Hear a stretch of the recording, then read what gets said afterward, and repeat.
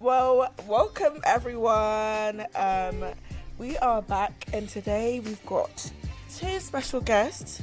And so today you are joined by myself, Rosalind, Ken, Teeyana again, and Juice. blood fire. No, these two are DJ ones. and I love it. I know.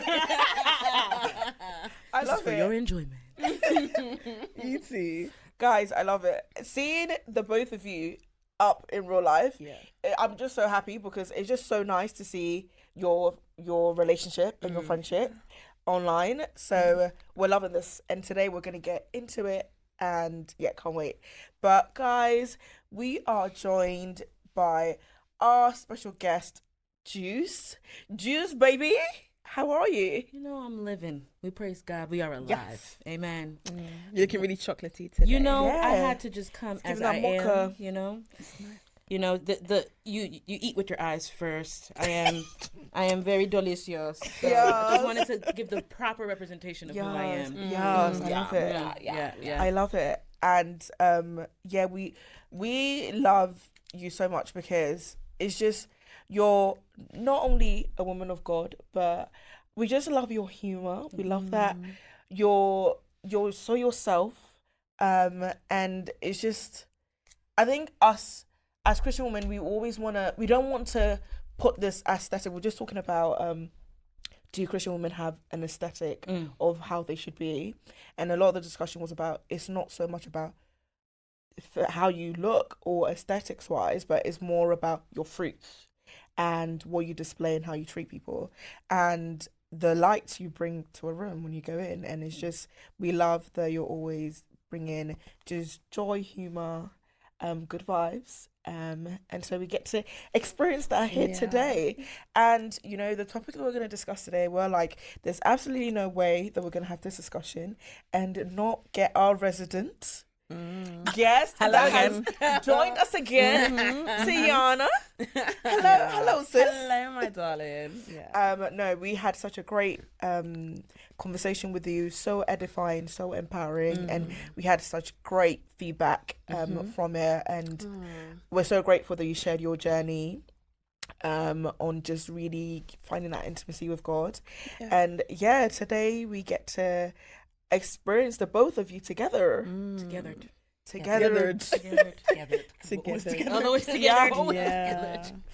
So yeah, today we're talking about friendships. We're talking about godly friendships, and I think for us is really about, we know a little bit about your story, and it's amazing how you've moved from New York, I believe, and you found your community here, and just seeing the both of your sisterhood. So before we get into things, it would be nice to hear your story a little bit. Okay. Yeah, and how the both of you I don't know, maybe we might throw that to you, but let's start with that first. How you came to the United Kingdom and what brought you here? Well, all right. Well, it was the Lord, literally. So the Lord told me 2 years prior that I was coming to London. And my husband is here. Okay. And that I'll be getting into entertainment. Right. And for me, all of those things were just like, why? I didn't have the desire for marriage. I had dipped my toe in the entertainment industry and wanted to very much reel myself back. So I was very confused on like, why are we doing this again? But obviously prayer, fasting, asking, Lord, is this my flesh or is this really you? Because I knew it wasn't the enemy. So I just wanted to be clear. And then within time, he confirmed that, yes, this is what I'm calling you to do. At the time I was taking care of my father full time. And that was my main focus. So he went to be with the Lord. We thank God. And at that time, literally the Lord was like, now. I said, now. He's not, it was the day he passed, like, now you're leaving. I said, what? I'm confused. Yeah. So he passed November 16th. I booked the ticket December 1st, and then I'm in London by December 17th. Damn. So only had 2 weeks of Airbnb like booked. I didn't have no plan or anything after that. So I was like, okay, Lord, well, if I'm coming here, like, I need a place to stay. Like, what am I going to be on the street with the foxes? But the Lord in all his miraculousness, from the day that I landed, within 3 days, I met the person that I ended up staying with when I first got here. I ended up meeting DJ Copeman from Room 187, who gave me my first opportunity doing like Vox Pop videos and stuff. Was on a radio show. So this is within 3 days of landing in this country. Wow. Never having like really not being deep in the like social media thing or anything like that. So then, it was a journey since then. Obviously, the first year, because I've been back and forth. If anybody's watching this, okay? I've been back and forth. So obviously, like, I'm here and in New York. But within that time, it's been really relying on the Lord, because obviously the Lord's like, if it's not creative work, you can't do it. Now, mind you, I have a teaching degree. So it would be easy to be able to find a way to sustain yourself. However, the Lord's very adamant, like, I want you to trust me. Yeah, I want you to trust me in this work. So I have been, and he has provided in very, very interesting ways. He's creative. Very, very creative. So that is, and not just obviously in the financial aspect, but again, like I said, I never had time to grieve. And even in that, like, so my first year, everyone's like, oh, where'd you come with all these ideas? The Lord gives me the script. Visually, I can see it. I just execute it and edit it. Boom, post, millions of views. Because I didn't have the mental capacity. I wasn't really myself until September of that following year. And then it's not until now, which is now like almost 2.5 years in, that I'm actually coming to myself again in full. So we praise God for that. And a lot of that has to do with the community that he's actually surrounded me with. So even though I've been plucked and then by myself a month after my father's passed, he has surrounded me with such amazing people and sisters that, so I'll throw it to you now. I love that. For how we actually met. Yeah. How we met was, me, you know me, I'm very standoffish sometimes. Not in a, like, I'm just very, like, I discern. Like, especially because of the industry, like, we've been in, I feel like I know way too many people. Like, that's been something from school days. I just knew everyone. I don't know why it was a thing, but I always knew everyone. So this season of my life, I was like, let's reel it back and just discern who is coming into our lives, because we've had a few, especially, like, 29, so many friendship blow ups, like, and it wasn't like breakups, it was blow up. So I was like, cool. And then we were in a creative group chat, this industry group chat, and I remember I think you said that you knew my platform or something like that. I started following her from when I was in the States, just because I thought she was like dope, you know what I mean, like dope girly. But like, on TikTok you don't really see, sometimes you follow someone and then you don't see them ever again, but she would like pop up here and there, and I was like, oh, Fit's cute, dope, you know what I mean, like, so you don't want to just see like dope girl. So I think when I said my name in the group chat, we were all introducing ourselves or something like that, and she was like, oh, I know you. And I was like, okay. And I was like, oh, who's this girl? Who's this juice girl? And then I kept seeing your videos and it kept making me laugh. And I was like, oh my gosh, she's so funny. So I think we spoke outside of the chat. I think we were saying something. I can't remember. It was like a question or something. Yeah. Then I saw you at the Prima party and I thought, oh, she's very cool. But it didn't become anything. And then I was like, oh, whoever I've been wanting to connect with for a while now. And I was like, oh, when I have another PR invite, I'll take Juice. But it wasn't just that. My spirit was very drawn to her. That's something I remember. Like, outside of all of that, I was very drawn to her, and I knew it wasn't me. And I was like, okay, Lord, I feel like you're telling me to there's something there. And I remember there was a burger and lobster collaboration I had, and I was like, oh, she'll be perfect to just do it with me, just because I know her personality. And when we met, it felt like we had known each other forever. Like, and we were the last people in that restaurant just yapping. Yeah, the food was terrible. Horrible. Horrible. So sorry. So bad. Burger and lobster, Like, every time I've been, Anyway. The roll thing? No. The roll, no. Oh my, that pasta that was so fishy. Oh, listen, my God. The conversation was delicious, not the food. That was about it. And then you went back to New York. Literally a few days after that. So our relationship developed really quickly, but at the same time it was really slow. Yeah. Okay. And Yeah. It was like ordered. Like it wasn't forced. It was ordered, but it was suddenly. Yeah. If you will, like. Yeah. And I think that was because there were very key moments where the Lord showed that he was the one doing the thing. Like there's no way that I would have known that she would have needed something in a specific moment, and then the Lord would have used me in the exact way that she would have needed to like hone in the point to actually talk to her, and then vice versa. So I love that, because it comes back to the episode that we did with you. You spoke about how although you two lived in very two separate worlds, God was aligning your lives so well together. Girl, even like when we started knowing each other, she would say stuff, and I'm like, our timelines from 7 years before we knew each other was like in sync. So the Lord was already doing the work, and I was just like, whoa. And the pivotal moment that you're even talking about is a moment where I literally was having the worst breakdown of my life. And I was just, it was a moment where she was just my listening ear. And I was just in my house screaming, but she was on FaceTime with me. And then... You can get the specifics. The Lord literally told me 2 days beforehand to go on a no talking fast. As in, like, I had to be silent. I couldn't talk to no one. Like, visibly couldn't use my voice. So she was like, can I call or whatever? Like, we were supposed to have a call, and I was like, well, this might sound weird, but the Lord told me that I can't speak. Like, it's kind of like with Ezekiel, when he tells Ezekiel, I'm shutting your mouth, and then when I tell you to speak, you can speak.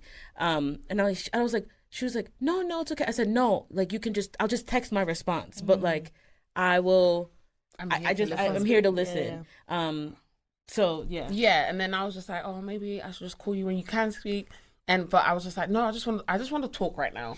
So I put her up on FaceTime, and I was crying. I was so it's probably the most distressed I've ever been in a long time. Very distressed, and I was trying to figure some stuff out that was happening in my journey. And if you know me from YouTube, you know that I did I vlogged about a prayer walk, and the prayer walk was linked to that conversation, and it was just so, like, in the middle of it, I was screaming and crying to the Lord, but she was literally just listening. And then I had a revelation that linked me back to that prayer walk. And I was like, oh my gosh, you've been here the whole time. You've been like and that's the thing about us Christians. We actually really miss the Lord in the details. He's been in the details. So part of that prayer walk, and I took it down from YouTube. I might put it back up. It's there, but no one can see it because it's so significant to my entire life. Like, so there's a part of the journey in the prayer walk where I'm in a loop. I'm just in, like, I go on a walk and I'm saying, Holy Spirit, just guide me. And I decided to vlog that day, and I don't know why. So I'm vlogging and I'm writing, and there's a bridge that I'm trying to cross, but it's locked. And I was like, okay, but I'm trying to get to the red bridge, but the bridge that links to the red bridge is locked. So I was like, okay, well, how do I get to the red bridge? And it's weird because I've lived in Canning Town all my life, but I've never been to that red bridge. And if you know the red bridge, it's by the station. I'm like, why have I never been here? So I'm like, okay, I can't get to the red bridge. I'm just going to walk. So I walk through this park that I've never been through. This is my area. I've never been through it. And I go through this loop, and I'm just there like, why did I just go for a loop? And when I'm crying on the phone to her, I realize the moment of my life I'm in right now is the loop. Wow. And the Lord was ending that loop. Wow. And I was like, oh my gosh, what? And it's like, I wish I had the camera up just because there's moments where we film stuff just for us. Yeah. But that moment was like an oh my God, because after that loop, I get to the red bridge. Guys, how I got to that red bridge, I can't tell you. And I pause, and I'm like, I start crying, and I'm like, Lord, you're gonna, like, regardless of how it goes, your promise will be fulfilled. And I don't want to cry because He's actually really faithful. Like you, even in our mistakes, even in the times where we go against you or we slap you in the face, you said, I will do it. And honestly, that whole walk, I even watch that video sometimes, I'm like, you are like, and even on the other side of the Red Bridge, it's so beautiful. Like it's clean, it's a whole new development in Canning Town, and it's exactly where I'm walking right now. So even in that moment, that was the click for us to just become sisters.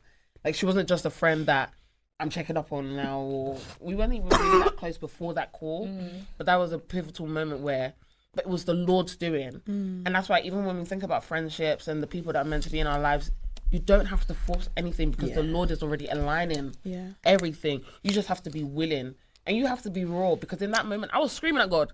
I was like, hello, like what is going on? But even in our rawness, he's able to do the work. And I always say he can't work on anything that you're pretending to be. He can't. So that was the most vulnerable I had been with someone in a very long time. And I'm very grateful that I got to share that moment with you, because that moment really hurt me, but it was good. But yeah. And what an honor it is to have your friend actually witness that moment. Like there's a witness to this key moment of the loop being broken and accessing this beautiful new development in your life. What an honor it is to have a friend that can walk beside you and witness that. Like that must be so encouraging for you. Like real prayer. Like real prayer. One thing I'm gonna do is I'm gonna war. Even if it's in silence, but I'm warring.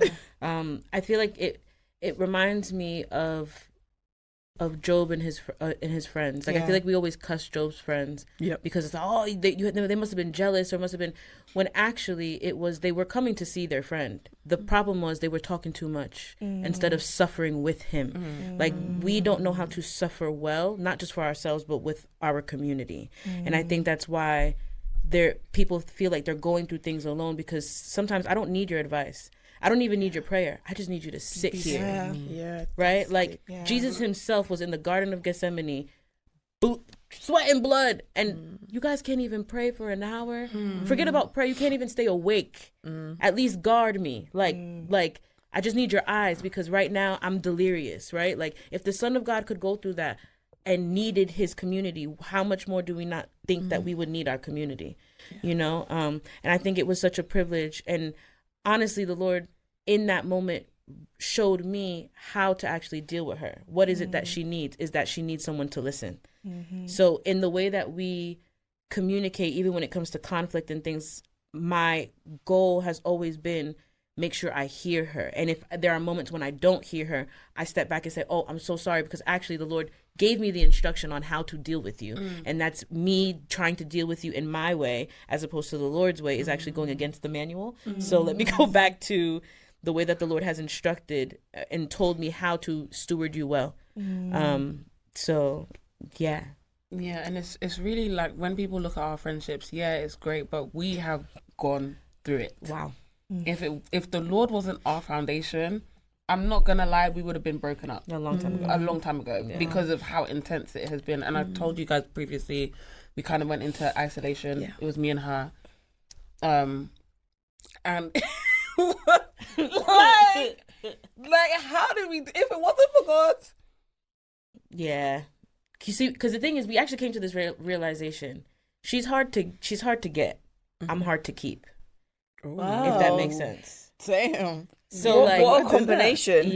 Like, and we're very different. We're very different in that sense. Like she's more guarded initially, right? But once you get her, she's yours. Me, I'm open, but I don't let people in. So if something happens, I'm a runner. I'm a track star. Like I'm out. Like and there's no for me. It's harder for me to make that deeper connection. So when I let people in, it's a literal, like, it destroys me. So I try to not do that as much as possible. So it's always, it's this literal push and pull. Like I'm like, you don't have to lean back, lean in. If you don't, then I'm running. Like, forget about me leaning back. I'm out. Like, you know. Like even recently, like we've had a couple weeks recent where we've had to really evaluate. Okay, what do we actually need from each other? And like sometimes in friendship we forget how practical we need to be. Like you can say all the words. Like conflict will come, and even when we were talking about conflict, I don't see conflict as a bad thing. I feel like conflict is a way for me to learn how to love you, and we learn through feelings. Like you could, the lecturer could tell you all these to-dos, but you're never gonna really, it doesn't stick unless there's an emotion involved. And I think like conflict for me is like, okay, there's a disagreement. I need to understand why you're hurt and why you didn't appreciate that. And if you're setting a boundary in the moment, it's gonna stick with me. but she saw how you saw conflict is it's like bad. Because for me, first of all, I've just come to the understanding that every disagreement that we have isn't conflict. Right. But because of how I've grown up, unfortunately, my view of conflict is it's a negative reflection of me. I've always been made to feel the problem. I've always been made to feel as I could have done something better. I've always like, even when it comes with me just saying, here's how I feel. So it's funny because a lot of people are like, oh, you're so loving, you're so this. The thing is that I give to the amount that people don't give to me. So I like to express love to everyone so that if there's a moment that you've never experienced, you at least get to experience it for a moment with me. But I do it with the expectation that I will not receive that back. So even her saying like, hey, like, I want to understand why you feel, and it could be coming because, you know, she has a strong character, so sometimes her tone, I'm Nigerian. You know. Am I your first Nigerian friend? No, Quay, but Quay is, it's not your first Nigerian, proper Nigerian. So even like the beginning of things, like, like, girl, you know, we're very harsh and very like, we deliver stuff very direct. Yeah. She didn't get that, and then I had to realize culturally that's really bad of us, that we don't care about your feelings. Like, although we speak life into you, we also speak hate into you. So that's something I had to realize, like, actually the way certain things are delivered need to be packaged a little bit better, not because I'm hiding it, but because I consider her feelings and how she would. But sorry, go on. So for me it's like, because obviously I come from a Latino background, like I'm Mexican and Haitian, so even on both sides it's very more romantic in terms of how you do things, right? Everything's a little bit more softer, or it's blow up, like there's no in between. So I think that even with the cultural difference though, like one of the things I've always appreciated about Teeyana is the fact that she's just like, okay, well, I'm sorry that I made you feel that way, like how do I, like, even if it in the immediate she may not understand, but then she will take time, she'll come back and she'll be like, hey, like I thought about it, and she'll actually, you know, take time. And for me, that's unfortunately not something that I've experienced because, one, I don't share my feelings. So I'm a suppressor. I came to the realization the other day, I would rather make peace with my enemy and be okay with just keeping peace than actually be distressed, and then it be not because I'm afraid of anything. It's just I'd rather forget it and move on. Like, you know, like forgiveness is a good thing, but it's not always forgiveness and make friends. It's forgiveness and no problem. There can be distance. So I've unfortunately made friends of enemies that I shouldn't have, that the Lord wanted to cut off a long time ago, and me, I'm just like, you know what, no, it's okay, like but pray for peace, you know. Hashtag Tom. But for, you know, I think part of that for me comes from a place of like, if I express my feeling, or if I show you the real me, or if I show you not the real me, but if I show you the dark parts, because all of it is me, but if I show you the dark parts, then you're going to turn from me, because the people that you would expect, like when I'm talking about family, like, you know, parents, that would actually accept you, or should accept you, or should have an understanding of you just being human and you're able to make mistakes, they don't. So it's like, me, I'd rather just keep it surface. And unfortunately, I've kept it surface with most of the, like, even my own mom is just starting to learn who I really am. You know, like, so, like, I've always applauded my friendship with Teeyana, because she's truly been the first person that it's forced me to it's forced me to go deeper and allow myself to be naked in front of someone. And I think that's when you come to the understanding of like, what is love? Love is patient, love is kind, love is all of those biblical descriptions. You have to remember, it's like, that means that love exists in the moments when those things don't, right? So you're not kind to someone, or you're not kind to someone who's just kind to you. You're kind to the person who you shouldn't be kind to. You know, you're patient with something that annoys you. That's when that love is demonstrated. And I know, it's like, I've always known that I've given love this way, but actually the way that I'm forced to love Teeyana, it proves to me that I do carry that within me, and that the way that I love is correct. So that it does prove also the way that I have been loved hasn't been correct. So it's an affirmation to me that there isn't something wrong with me, and that I'm not doing too much, and I don't, because you always say to me, am I doing too much? And I'm like, no, I love it all. And sometimes that's hard for you to believe because of your experiences, and obviously our experiences do carry on to the next part, but we've both had to unlearn certain things, because obviously I've also gone through something where now I kind of had no boundaries, and I was like always available for the person, and that really made me kind of like closed off to believing Jew at first that she did love me. And that was we've gone through so many lessons. But again, like the Lord being our foundation, even little things at night, if we're at home together, we have to pray together. And if we don't pray together, it's a mess. It's always a mess. Half an hour after, we have to pray together.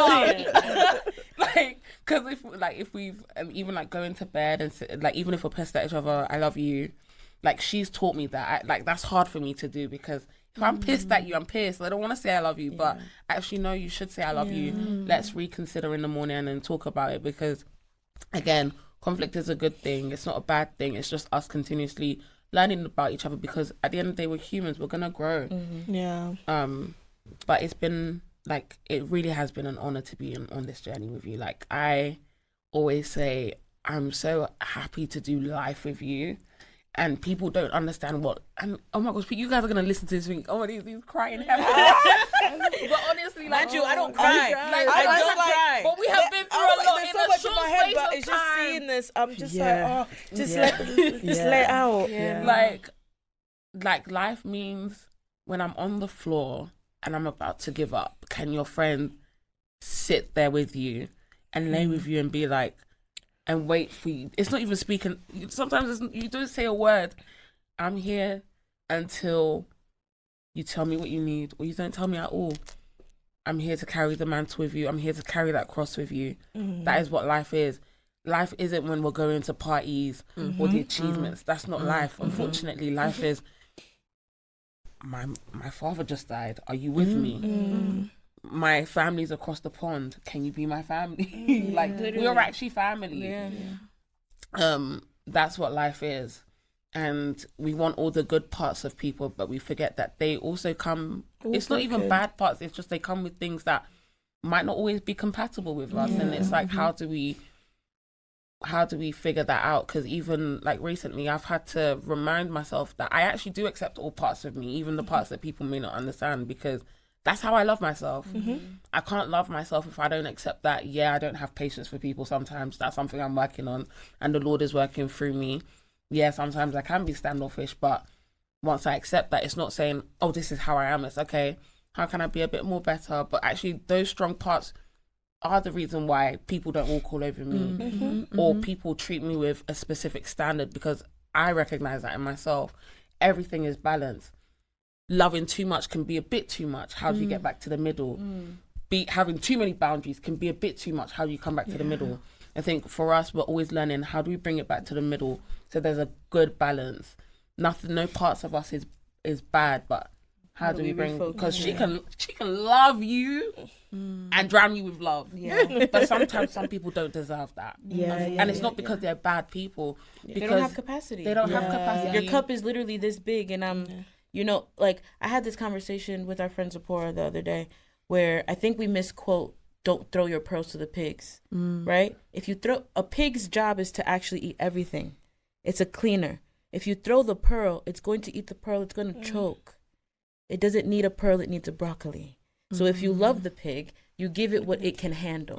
You don't give it what it just can't. You know what I mean? So it's just like, I think when we have the perception of what love means to us, it clouds how we actually love properly, because it's not that you don't love, it's just how do you love properly, right? Like we recently had this whole discussion of Teeyana's hard to love, and when I say that, it can sound off, right? But when I say that, it's because I'm fighting myself. I have to fight myself every single day to love her. Something being hard doesn't mean that it's bad. It means that it requires work. Love requires work. And we don't understand that concept. So if in order for me to actually love Teeyana properly, I literally have to be at the foot of the cross asking for the Lord to kill the things in me that stop me from giving what it is that she requires.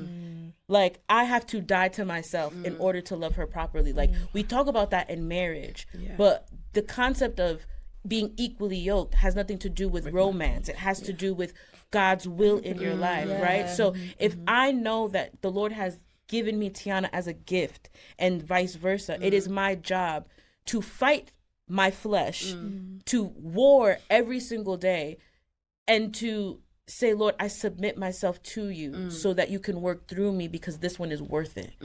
Just because it's hard, I've seen her as worth it. So if that means I have to die every single day to ensure that her life is grounded in the foundation that it needs to be, then that is what's required of me, and I will do it. The word says, what greater love than to give your life for your friend? I'm willing, and I'm not talking about my physical life. If I had to take a bullet, I would. But Please don't. you know, I would use my bundo. We both survive. But You would definitely survive that one. you know what I'm saying? But if that means my life, the life that I've known, my ways of thinking, my ways of operating, in order to keep her, I'm willing to give it up. She's worth it to me. And she's even taught me that, you should be hard to love. You should be hard to get.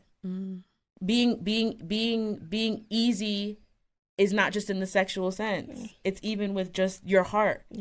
You shouldn't be easy. Even the Lord, he hides himself as a mystery. You have to discover him, right? So it's like, I tell her this all the time. She's my inspiration. Like,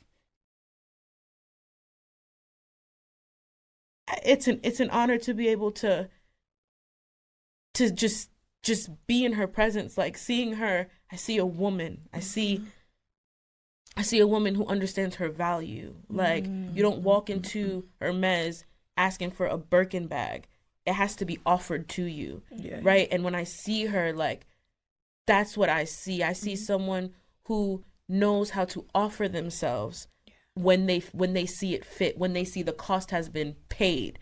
And it's something that I admire, because though I have the parts of me that are lovable and everything, unfortunately it isn't appreciated, and it isn't taken in by the right people, and I've been mishandled, and I've been and also obviously I know for me I love the way that the Lord loves freely, but he too says, if you call on my name, then I will. If you believe that I am, then you will be saved. I love you.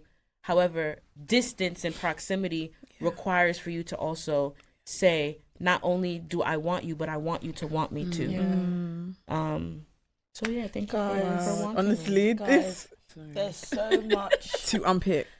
There's so much vulnerability. There's so much grace. There's so much patience between the both of you. Like, it's so beautiful to see this, and it's so beautiful to see your sisterhood. And I'm so emotional because I feel like it's taken us a while to get there, and I don't know how long. It doesn't sound like it's been that long, but to be in that space so quickly, it's amazing. Like, it's just, my heart is just throbbing just seeing the both of you. And honestly, I guess for me, I just want you guys to share how you've been able to find that ability to be so vulnerable with each other. Like, your relationship is very much God ordained and you see it, but I feel like sometimes all of our isms gets in the way of the moment when you need to open up and be vulnerable. Like you were talking about, like the encounter that you had and you were going through, and it's like that moment you could have just been like, oh geez, she can't talk right now, and maybe she can't give me what I want, so you could have then shut her off. And for you, the times where you feel like, okay, in the past people have not handled me the way that I should, and so then you just close off. It like those pivotal moments where it can bring us all so closer to our friend. I feel like sometimes people lose that, and so then you don't find that vulnerability, and that it doesn't give the opportunity for them to really learn you and discern what you need in that moment. And so in the time that you guys have built your friendship, how have you figured that out? I think we've thrown ourselves at the feet of the Lord. Yeah. Like, when I say, and I mentioned this before about the isolation thing, it was so intense. It wasn't even our choice. Yeah, we didn't really. Yeah, we didn't really. But it was also a lot of the word. Like, it might sound crazy. We'll open the Bible and it will be exactly what we're talking about every single time. She'll pass me the Bible and say, she'll say, open it. And whatever we're discussing right now, the Lord is answering us. Even if it's preemptive as well. So it's like what will happen. So then we have something to refer back to as well. Wow. But a lot of it has been prayer in the word, and just sometimes we just sit in the living room and we're just talking, girl chat. But also, if we are hiding anything in our hearts, the Holy Spirit will say it. Yeah. You can't hide can't hide it. Literally, like we'll be having a conversation and I'm like, okay, Lord.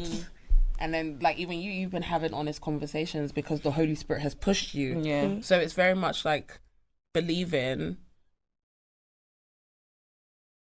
It's been the Lord. We can't take credit for this at all. Like, but as well, we've had willing hearts. Yeah. We've always known Christ, but we've had a willingness for this new part. And we've done it together. Even when we're angry, we still push ourselves to pray. There's only been like a couple of times where we don't pray, and then she comes into the room saying, we have to pray! Because the Lord has said, you cannot go to bed until you guys come to me. And even like sometimes we'll be sitting down and we're praying and the Lord is like, get on your knees. And we're like, okay, Lord. Like, but it is really an honor to get direct teachings from him. And I understand some people, but like how? I always say, like, sometimes it's an attitude of, I won't leave here until you speak to me. Like how and sometimes it's not just one day. We've been doing this for how long now? It could take ages. Wow, I'm not going to leave your presence. Even yesterday I said, Lord, this week has been so busy. I haven't spoken to you. I'm so sorry. And I could feel him and him tugging at me saying, hey, we haven't really spoken this week. I'm like, Lord, stop. You're so romantic. But it's like, you have to be in that space where you're constantly in conversation with, like as I mentioned before, like when you're walking somewhere with your friend, we walked from the station. If we were constantly having conversation, but if we speak at the beginning and then speak at the end, is that really a relationship? And that's how it's always, we don't speak at all. We're just walking together.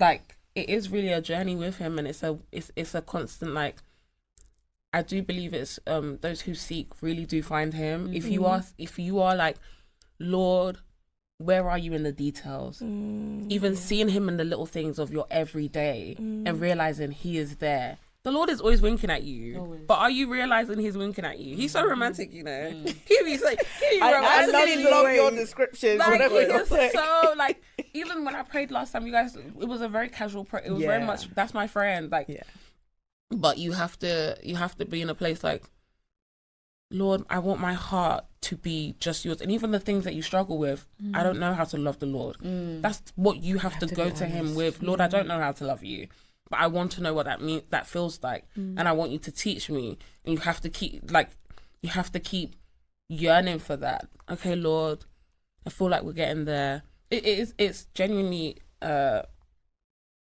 conversation, a constant conversation that we're both having with him, and separately we're making sure that our secret place together is intact, but also separately we're also doing, like, sometimes most times our prayer isn't 5 minutes, it's like half an hour, 45 minutes, we're just sitting with him in the morning.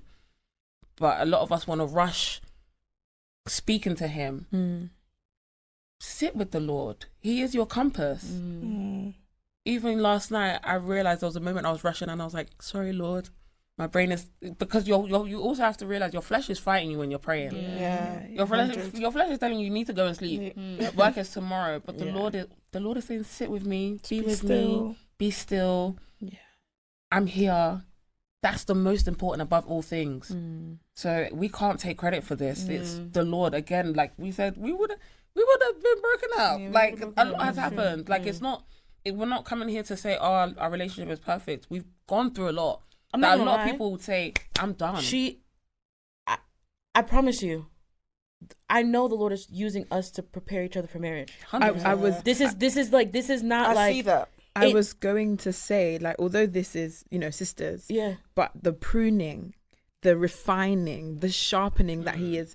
I was literally saying in my head, I can't wait to see you guys actually get married and see what your marriages look like, because it is going to be so beautiful. Like, your marriages are going, wow. Amen. Wow, your marriages, like, your men are going to be so fortunate to have women who are so grounded, who are so rooted in God.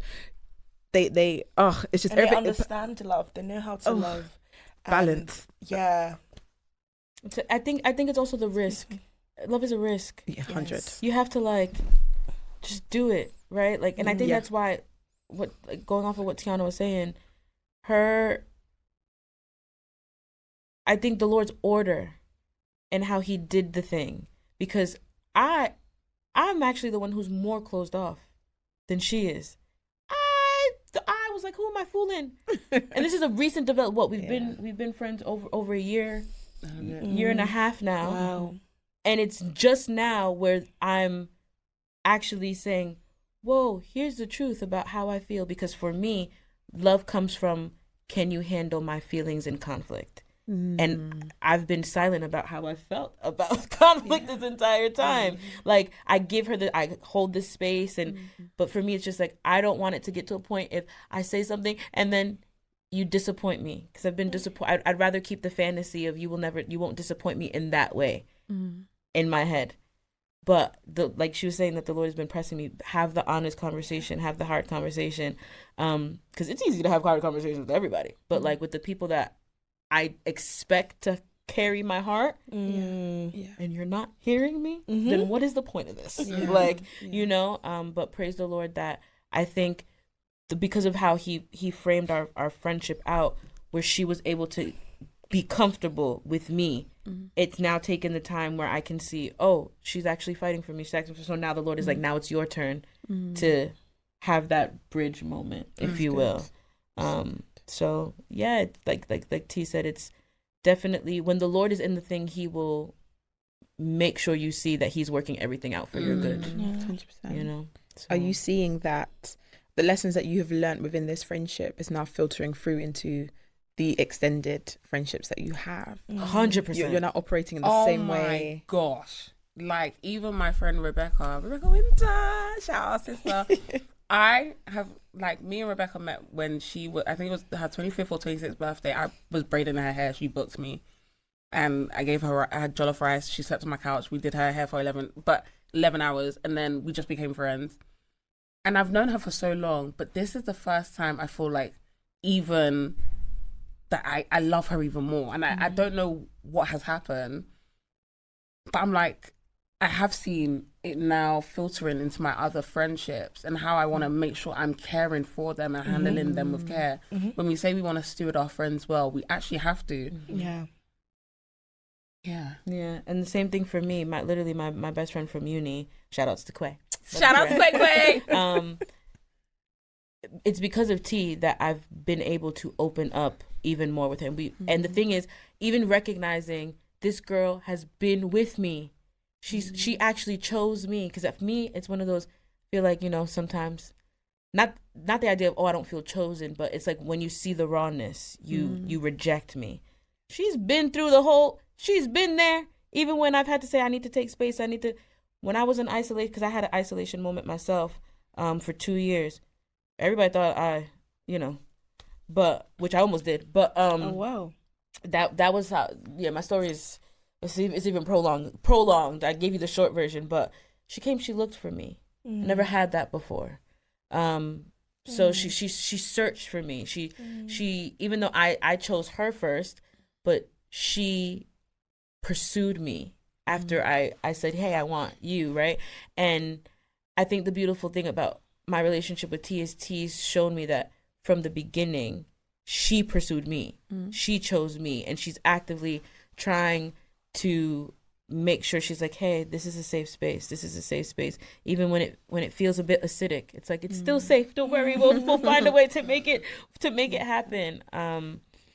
So yeah, I even how I like have more patience with, like, family members or even new friendships. It's like, for me, again, it's the boundaries thing, like knowing how to create the boundaries and love properly, and teaching people how to love you. me. Yeah. Because even recently, one of our conversations is we've been loving each other how we think, but actually, how do you want to be loved, seen, and heard? We've had to have that conversation, and it's like, again, it's more of a practical. I'm a very practical person. Like, you kind of need to outline so I can make sure that I'm taking the steps to ensure that you are, because even we were having a conversation and I was really passionate that, no, I don't want this for you. But she didn't receive it as that.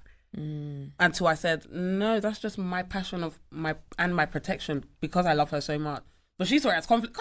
And it's like, okay, no. I understand that, and I'm now being mindful that allow her to make her own decisions. Yeah. She'll always look for me to for counsel. Yeah. But she's gonna make her decisions, and I don't need to be so my friends, because I'm as the oldest and just managing my sisters and having to manage all my friends from young. I've always had to be the protective ones, especially because bad things happened. So I'm now in a space where I'm allowing my friends to live their lives, because we all serve the same God at the end of the day. And whenever I do need to speak, I will speak. And if the Holy Spirit urges me to intercede, I will intercede. But that was a huge realization for me on how my passion cannot be received as love. It actually can be received as conflict, whereas that's not what I'm actually expressing. So sometimes we do need to go back to the drawing board and be like, hey, like, do you feel like your cup is being filled? Like, is there anything like kind of like a reevaluation? Yeah. Like those practicalities, as opposed to assuming like that the love I'm showing is actually being received. Sometimes it's not. And you can go all your life thinking that person never loved me, when they actually loved you, but you didn't communicate. There was no communication on how can we refine, because stages of life will be different. When she has children, when I have children, the love we will require may look different. Yes. So it's that constant checking in is important. I love you too.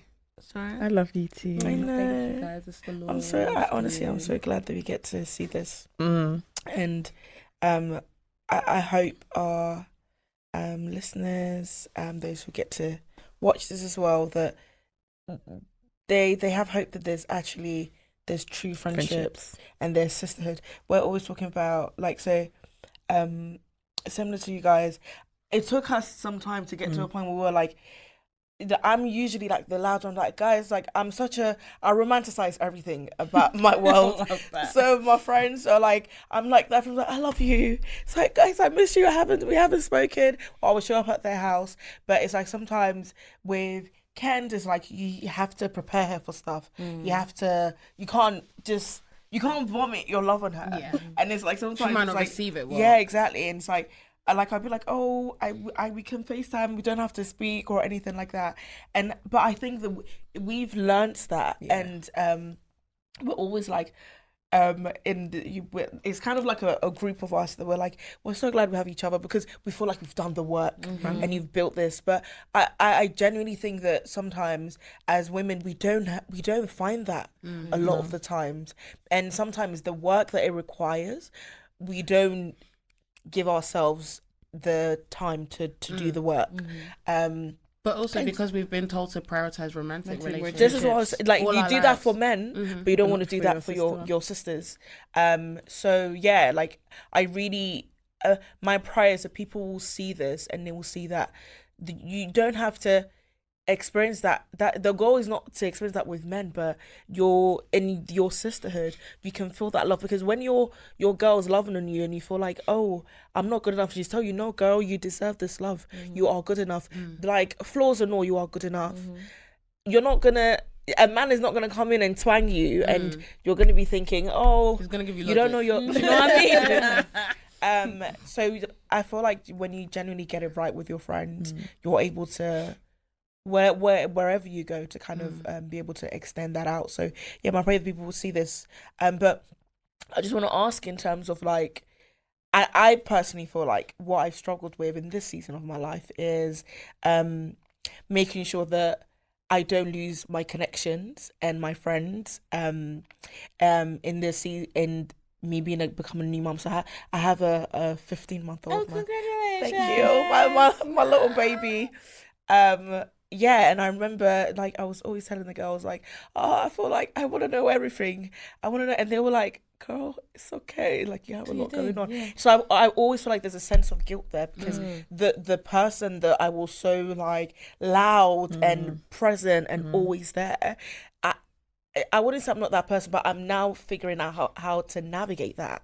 And so sometimes in friendships, you have friends that will show you that grace to, you know, that you're going through process, but some friends also might not necessarily understand that, or they might be going through something. So then it's like, okay, but you can't be there for me too. So maybe we're in different places, and that's when you get a lot of people saying, "Oh, she's a mom," or "She's a new wife." You lose the friendship and all the work. Outgrew each other. Yeah, you've outgrown each other. So yeah, like is that conversation that you guys have had, and like what would you say to also encourage friends that maybe are in this season that are like, okay, maybe we no longer need to be friends, or it's not the same, we're not in the same space anymore? I think it's funny because I'm kind of in that space right now with a different friend, and I think it just boils back down to intentionality. You have to understand where people are at, and if you truly love that person, again, it goes back to the pros and the pigs.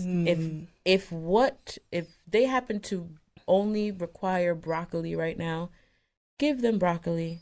Like, you know what? Pigs can also handle some chicken. If you wanted to give a little bit more, give chicken, okay? But right now, you giving them pearl is not going to work, right? And also for you would feel the waste. So I think the rejection doesn't come from how they've received you. It's actually coming from how you've given, right? It's an ego thing, right? Like rejection is an ego trip. No matter how much you slice it, it's true. Sometimes again, the Lord has me in a moment of truth, okay? And you have like, so for me, like when I like if I'm supposed to meet up with someone, right, and they, I don't know, cancel on me in that day, right? It could be like, oh, you're not prioritizing me. But also, again, it's you're not prioritizing me.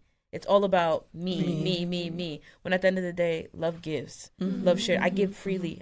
I'm supposed to be giving you my love without expectation.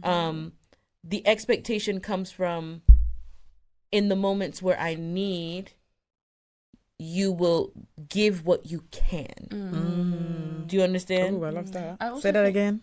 It's supposed to come from when I need, you give what you can, right? And if that doesn't work for me over a long period of time, then maybe I just need to recategorize you. Maybe you don't need to hold the space of best friend or closer friend, or that doesn't mean I have to let you go, because again, it's a matter of work. And I think it goes back to the idea of, is that person worth it for you? They've shown moments of them, glimpses where I can see the true version of you, because ultimately we're all walking to that true version. Like I had a conversation with a dear friend of mine, and he said something that has completely changed my brain chemistry when it comes to love. He says, I want someone who understands that I don't fully know myself yet, but they're willing to journey with me.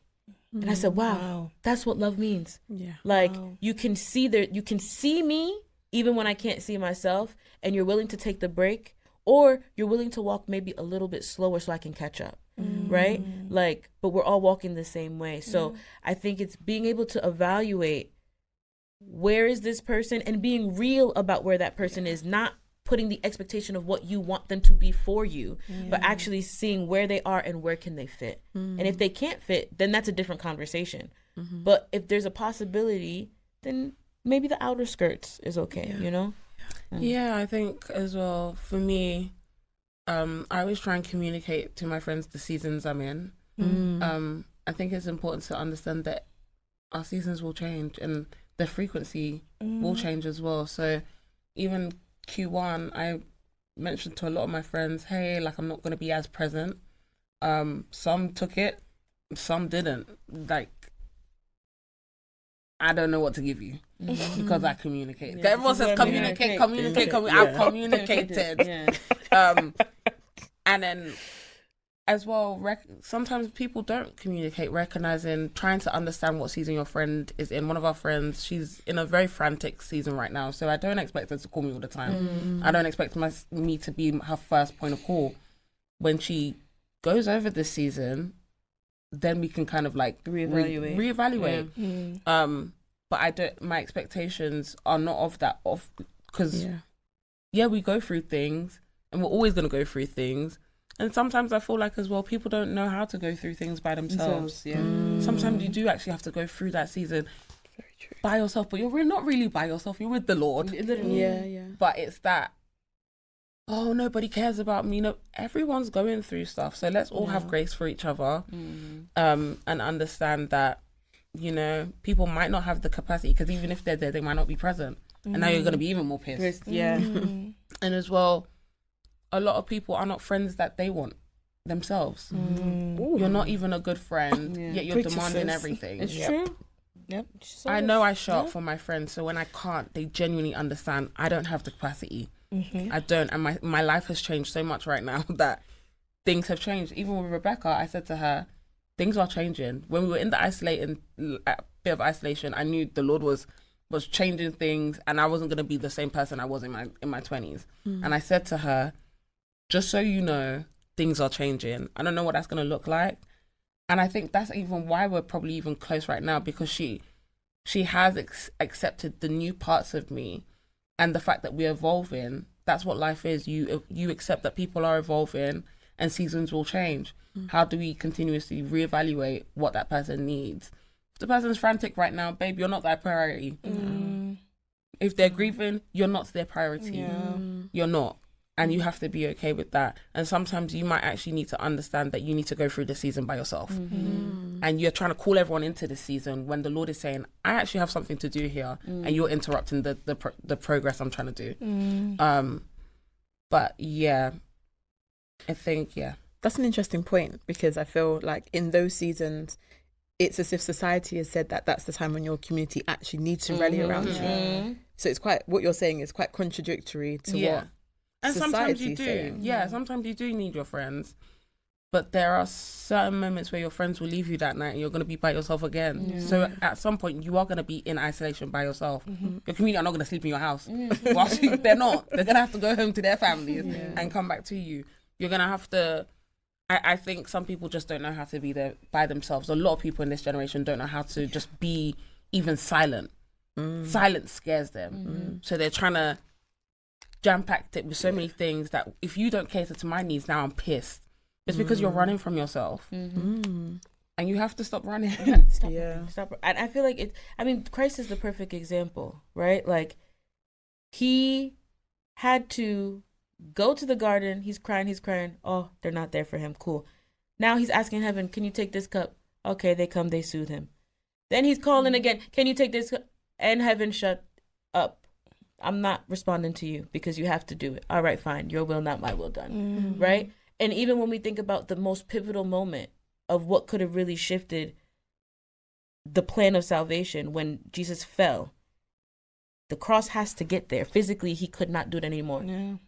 His community wasn't the one who did it. It was strangers. Yeah. Wow. It was a stranger. Yeah. Okay. So I think when we put too much pressure on our friends and our community without realizing they are merely just vessels that the Lord uses, but we have to remember that the Lord will use any willing and available vessel, because sometimes you see the power of God in the stranger way more than you could with your friend because of the level of proximity, right? So, and familiarity, right? Like, there was still John who was at the foot of the cross in the moment that was required, because why? In that moment when he needed to pass off the thing that was the closest to his heart, his mom said, son, this is your mother, mother, this is your son. He could rely on the one that was there. But to finish the work, it wasn't his friends that was going to get there. It was actually the Lord saying, I'm going to show you that it is me and me alone that will get you to the finish line. So I think we limit what community looks like, especially in the body of Christ, without recognizing it's a body. Just because the foot and the hand don't interact most of the time, if the foot has an itch, the hand will come and scratch, and that might be the only opportunity for there to be an interaction. But the job that was required and necessary was done. Fulfilled. It's been fulfilled, and then that's it, right?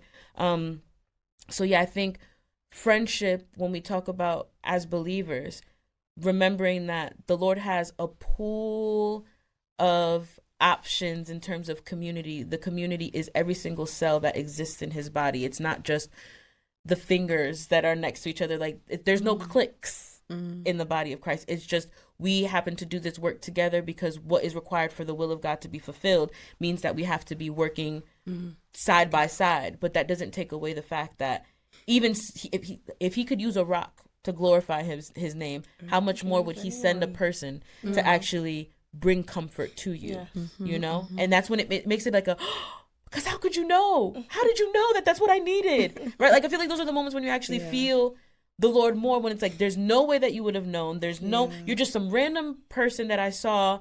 Like the people we met the other day. Yeah. Like, we're just walking down the street and then all of a sudden you've just interceded for me, or and it might not be somebody who's a believer, right? It could just be someone who just showed kindness or an expression of love. Like, that's not, God's love is not something that is solely for his children. It is for all of his creation. It could be a bird that comes and for some reason, you know, that's the Holy Spirit that is actually speaking to you in that moment. So it's like Teeyana was saying, for me, I've always been about the details. I like to look at the Lord in the detail, and sometimes you miss the detail. It's hard to see the frame when you're in the picture. Like, you know what I mean? Like, sometimes you're just so clouded by Shout out to the Peckham Shout out Peckham Pimps. Okay, sometimes you're just so clouded by your own self, and then and by fear, really, right? Because you have this, you're afraid, and you want your community to actually respond in a particular way because you assume they know you.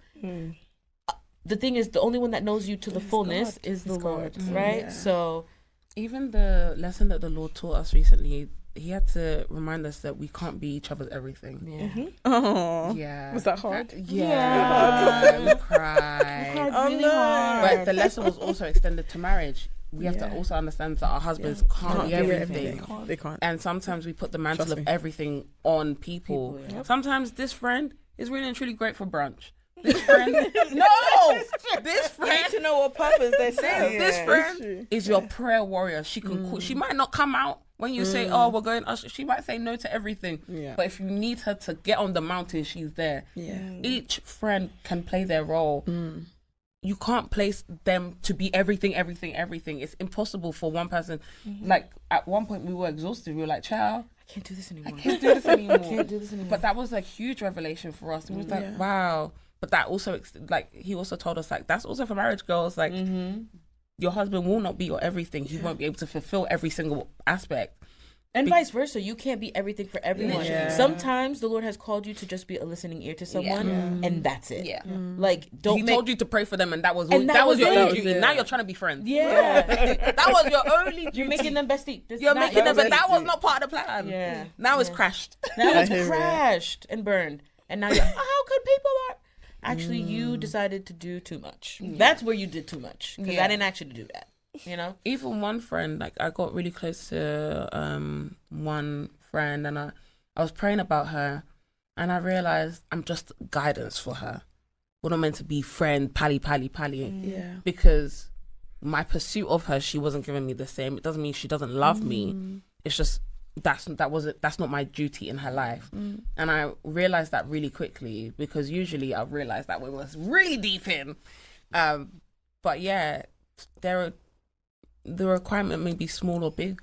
Everything is case by case with the Lord. But the Lord can be your everything. That's the thing. He is the only thing that can be everything. And even I was thinking about the pray about all things. Literally, he wants to talk to you about everything. Lord, what hairstyle should I do? Lord, I'm thinking about my singleness again. But I trust you. Lord, we're going out. Keep us. There's everything. Everything. Even we want to have a good time. We want to do. Like, Wait, Lord, sometimes our prayer is, Lord, may today be hip hop. Yeah, so hip hop. Like, And not the love and hip hop. Today, yeah, love and hip hop. Just the good hip hop. But with love in it. Yeah. 'Cause sometimes you gotta be specific. You know? Specific. Yeah. You know. Because we've had a really busy I week. can't. Yeah. You know, just gotta be honest. I feel like there's a lack of honesty. I think the way that people obviously it's not. I think it's a fact.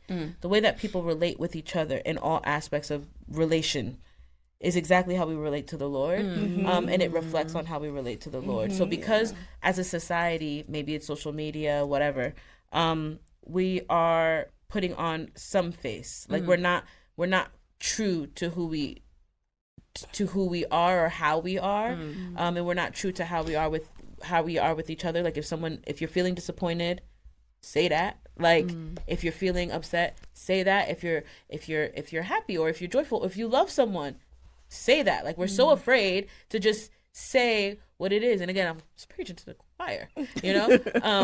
Like I'm preaching to the choir because I'll pour love into you, but for me to say you hurt me, wow, that takes a lot out of me. I will repress my feeling. But like I had a moment where I had to tell the Lord, not that you've disappointed me, but I feel disappointed. Yeah. Like I know you can't disappoint me because you are faithful, but I feel disappointed in this moment. And that was like hard for you to say. Whoa. Oh my gosh, that was so. It was such a. I was having a commotion. I said, I'm going to hell. Like She literally was like, I'm going to hell.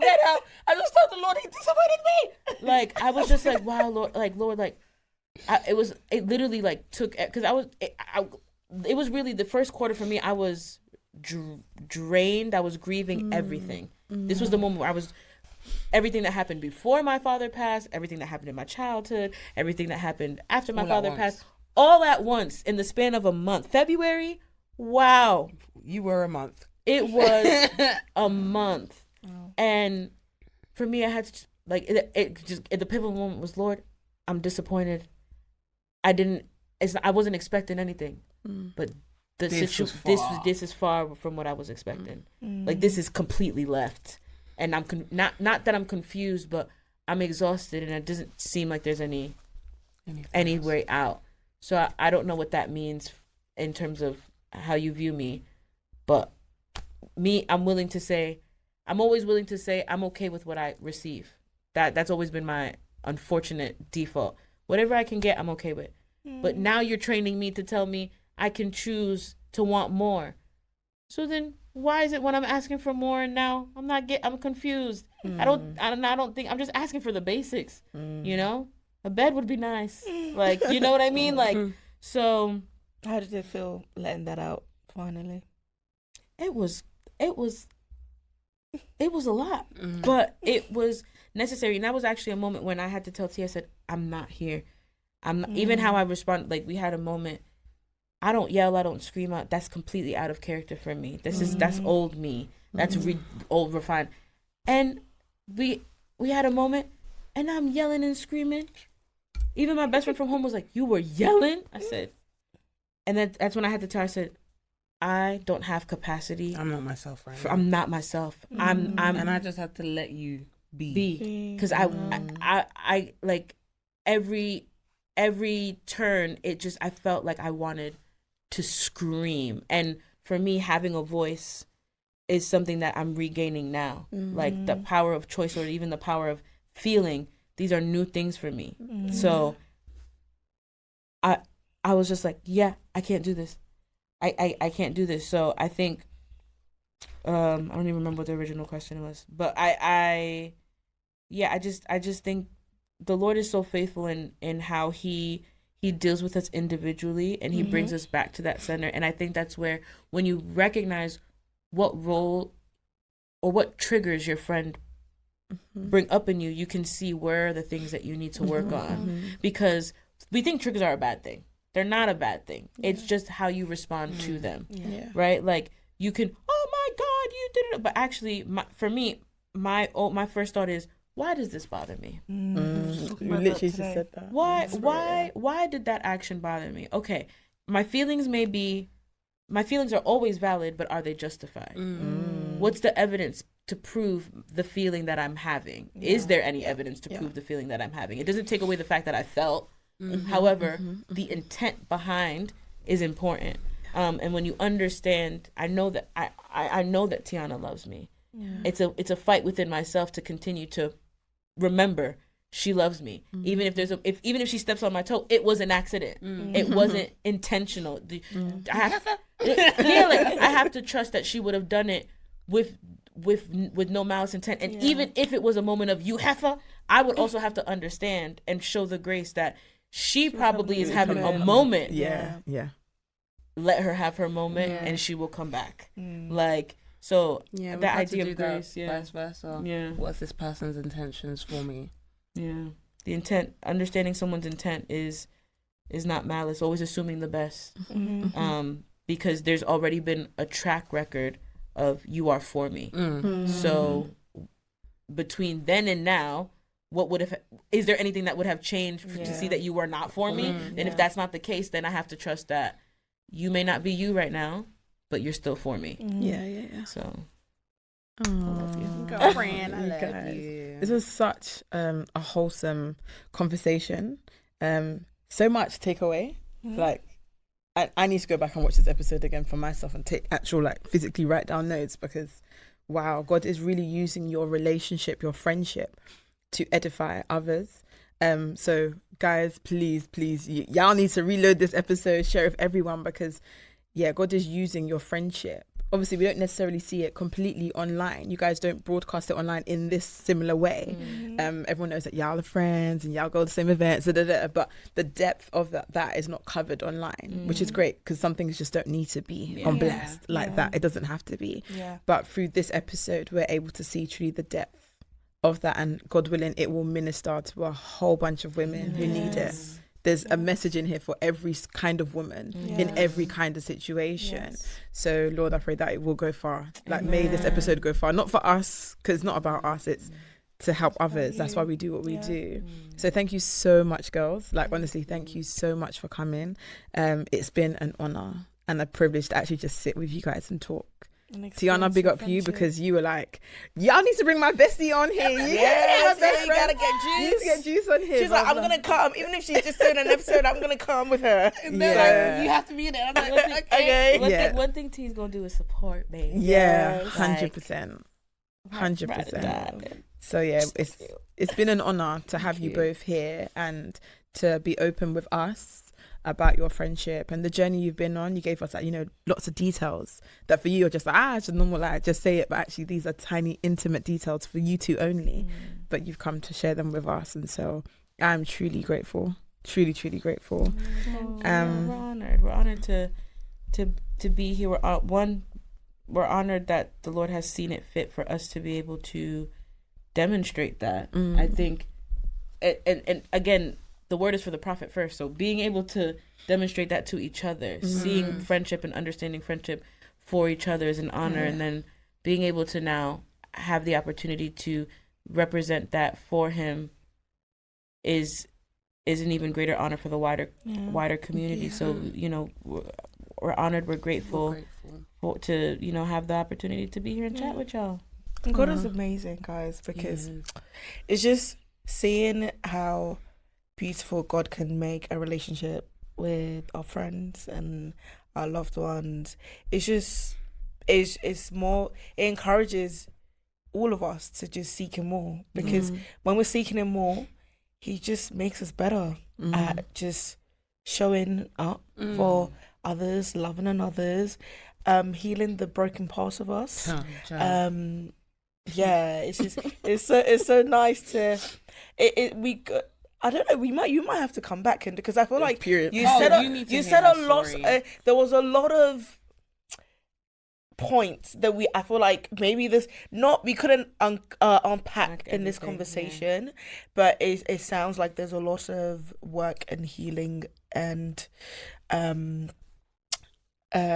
healing that God has brought you on. It's at the end. Yeah, it will be. We have to unpack that at some point, but it's so beautiful. I always love seeing how God just shows himself in people and how they relate, and it's like Christians, we get to have that. When you get to have that with God, and you get to then have that with your friends and community. But any final words for from the both of you? Not looking at me like It's that. like, hello. You're older than me. It's like, She was just And then that TikTok sound. 43. A few months. 43. You know, because she's older than me. only by a few months. Yeah, I think I would say seek out friendship, even when it comes to with men, right? Like, I feel like we're even a lot of the times, like, yes, I'm so happy that people are focused on like sisterhood, and which is important, but I think seek out friendship in general. Like, friendship is the foundation to any type of relationship, whether it's business, whether it's romantic, whether it's brotherhood, sisterhood. Before you get brotherhood, sisterhood, you have to have the friendship aspect first, because you get to choose your friends, right? Like, you can't choose your blood, but you can choose your friends. And then if you choose your friend and it's deep enough, then they can become brothers, sisters. So yeah, I think seek friendship. Go in with a heart that is willing, and say to yourself, how can I serve this person? And how can I serve them without seeking in return? But if they do return, don't discount it, because I think sometimes we discount it too much, or we don't take note of how people are communicating I love you in return, right? So being open and being a bit more intentional about seeking out friendship with an open heart, in spite of whatever scars you may be holding. Yeah, I think for me, I always just say, be the friend that you want to see. I can say I'm a reliable person. My friends are reliable. I can say I show up for people, so people show up for me. It's not something, sometimes it's never reciprocated, and that's okay. But most times the seeds that I have planted are always given back to me, and we reap what we sow. And it is genuinely literal. I always say that because people always say, I can't find this, but you don't have any of those fruits. And it's not for you to be perfect, but to know that, heaven, I do show up. I do. And as well, like I always say, prioritize your secret place. That place everything ripples from there. The Lord can do so much when you just place yourself at his feet and make songs. Because I'll be singing songs. All you gonna do is make a song. I always say I was born to praise. Oh, you gotta give us a little preview. Oh no, child, no. And I don't always sing a true child. I'm just saying. Did you hear this morning? Yes, I did. My voice was lost. It was beautiful to the Lord's ears. But your love for him will be the fulfillment that you need. Everything else is a bonus. Yeah. Let him be in the center, man. Let him be in the center. And it sounds cliche, but it's true. The continuous pursuit of him, there is a refinement. It doesn't have to be perfect. As long as you show up. That's it. Yeah. Anything exciting coming up for you guys? Shall we take one day at a time? Okay. Literally. I keep telling you guys that, but literally, we're taking one day at a time. Yeah. Basically, I think it's gonna be a fun summer though. In Jesus' name. I think it will be a fun summer, a snatch. We just summer. did Juice and Friends. Yeah. Juice and Friends, his first one. Her first one. I'm so proud. How was of her. It was fantastic. It was. You know what it is? It looks very She knows good. how to bring the people together. Yeah. And the purpose of these, like, as much as it's like it's for people to have fun, we really want. I say we. It's one brain cell. But we really want people to just be themselves without the alcohol, without the mask. We want people. I don't feel like spaces. There's so many events out there, but even me, the fact that I don't drink. Remember, I said that people say, "Oh, like how do you do it? I wish I could do it." That alone makes me feel sad that drinking is your crutch. Yeah. So it's really about cultivating a space where people can feel seen and not have to layer on the mask and to feel a wink from the Lord, even in these spaces. Yeah, like we prayed beforehand. Yeah. I said, we're praying. I'm inviting my best friend. She said Jesus so many times. Because what? What are you going to tell me? Yeah, that's true. But yeah, it's just it's beyond us. And it's also collaborating with the people that we know. Yeah. I can say that the Lord has connected me to so many amazing people who have so many wonderful gifts, and then now you come to London and you know everyone out of nowhere. It's so weird. It's how honestly can we so utilize our gifts together? So it's really maximizing our friendships and our network. That's good. That's the purpose of Juice and Friends. See you all at the next one. Big up you guys. Yeah, but that's really it. Yeah. That's it. Big hearts, big hearts. Before we go, where can people find you guys? Yes. What's your... Find me Instagram and TikTok, Teeyana Romy. You can find me everywhere at Just Juice and Jay. Oh no, I'm changing that one. Just got hacked. I got hacked. I thought you got back in. I did get back in, but the name hasn't changed. Yes. I can change it today actually. So yes, Yes, you can. Yeah, at Just Juice with 3 T's and 3 E's because I am a little extra. Okay, and Juice and Friends. And Juice and Friends, please. That's Juice with 3 E's. Juice and Friends on all platforms. Nice. I've been meaning to ask, is Juice your name? It's God given. Yeah. It's my God given name. Nice. So it's the name that I go by. Cause Like that. It's okay. We don't need We get it. government. No, get you know what I mean. Yeah, We get it. You know, no, but honestly, it's one of those things where, for me, again, if the Lord could call Jacob Israel, why can't I go with the name that He gave me? Yeah. You know? He did actually give it to you. He gave me my name, so my name is Juice, and that's on that. With 3 E's. Period. Okay. And make sure you follow the girlies. Hello. If you're Hello. listening and you haven't followed and you haven't subscribed, what are you doing? What are you Get doing? it on. Supporting for free? Okay. Yes, give to please. Caesar what is Caesar's. Literally. Okay, Yes, they're not please. Caesar. They're better. Children of God. Daughters of God. Okay. Wives. Exactly what they said. Oh, thank That's you, exactly what they girl. said. Please like, comment, share, subscribe, whatever. Please, all that good stuff. Thank you for joining us for another episode.